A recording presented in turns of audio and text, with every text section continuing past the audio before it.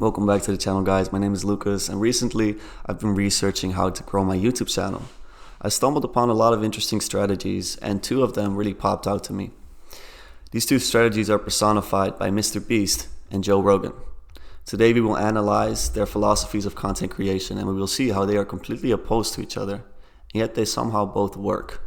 What YouTube wants is they want people to click on a video and they want to watch it. Like, at its core, that's what it is. Now, you can like draw little lines and go as deep as you want into how to get people to click and how to get people to watch. I mean, essentially, by studying the algorithm, you'll learn that you're more studying human psychology, right? What do humans want to watch? On a similar note, listen to this YouTuber explain how you make a good video.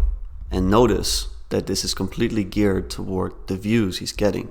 Look, your viewers don't see the great video behind the click. All they see is a title and thumbnail. That's all they have to go off of. If they are intrigued, no one will click and your video will get like 12 views, all from you smashing the refresh button. Whereas most of us creators will create our title and thumbnail the very last part, the best creators in the world do it very first. Look, Mr. Beast and Mark Rober start with a title and thumbnail. They know that if they can make a killer TNT, they know their audience will want to click on. That guides their filming, editing, everything. Start with the title and thumbnail instead of doing a last. To give you an idea of what it means for him to please the algorithm, to do exactly what the audience wants, here's a clip of one of his most recent videos.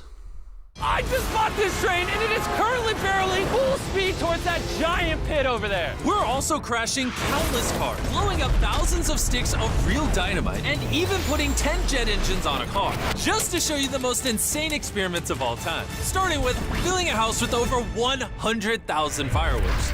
Please. As you can see in this video, this content is created to make you hooked. This content is created to make you want to watch more and more. And I can foresee a lot of this audience being quite young. I can imagine being 14 and really liking this stuff. So what Jimmy is basically doing is he's aiming to maximize his audience by creating content that is effortless to consume and that requires little to no attention span. Now, I find it extremely interesting to juxtapose this with Joe Rogan's view and vision of his own podcast. Well, I think more people than we would like to admit have an appetite for interesting things. The short attention span stuff like TikTok, it grabs you, but it doesn't nourish you. Like, it just gives you this thing, and you can just get sucked into it and just keep scrolling and keep mindlessly absorbing very fast, short attention span shit. But, you know, there's a lot of people in the beginning of the podcast when I first started doing, they were like, you should edit your podcast, they're too long.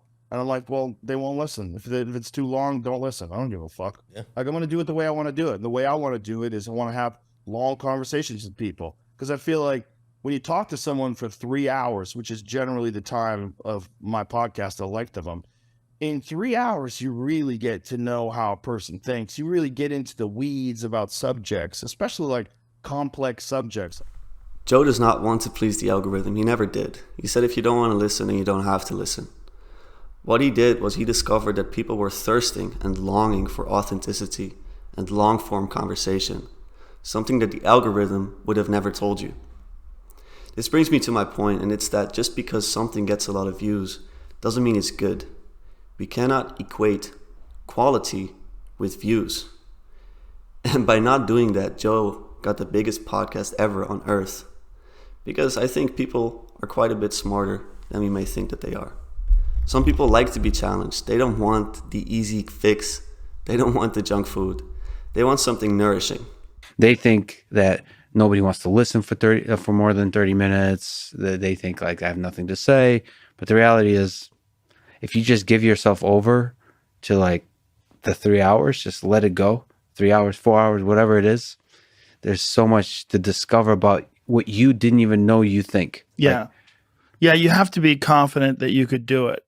And in the beginning, I just did it because that's what I wanted to do, and no one was listening. So I've always been a curious person. So I've always been interested in listening to how people think about things and and talking to people about their mindset and expanding on my own ideas. Now, I'm not trying to condemn Jimmy here for what he's doing. He's fulfilling a role that otherwise someone else would have.